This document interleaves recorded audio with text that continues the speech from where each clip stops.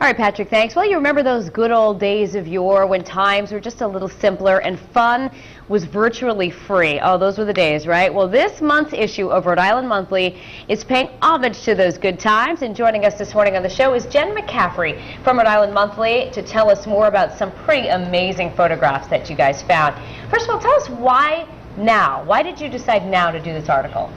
Well, we were interested in doing a historic photo essay, and we were sort of looking through the archives. We looked at the state archives, the Historical Society, and I was just really struck by all these fun photos, just kind of through the years. It's funny because when people think of black and whites, especially a lot longer ago, they tend to be more morose. People weren't necessarily smiling, but you guys really captured some great fun moments. Show us some of the photos you brought along with us. What is this first one we have? Can we bring one of those up? I think you have a sledding shot of a bunch of people out there enjoying the snow. Yep. Actually, no, we're starting with this one here on the beach. Look at this one.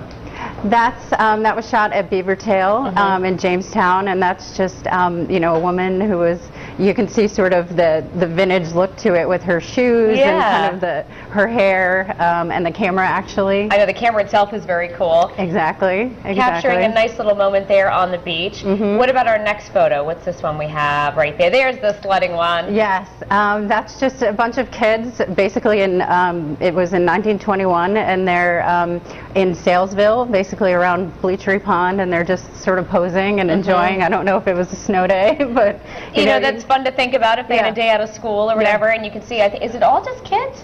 Yeah, I think it was. Yeah. Now this is cool. This is actually Ted Williams, right? Yes, yeah. And when we were looking in the Rhode Island State Archives, they actually, it turned out they had a ton of like tuna tournament photos. So if you're ever looking for those.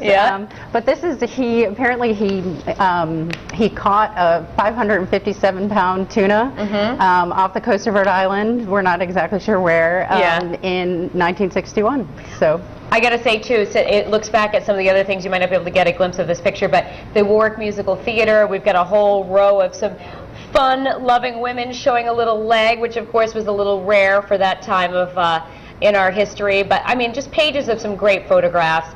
And just in summation, what do you think is maybe your favorite one in here?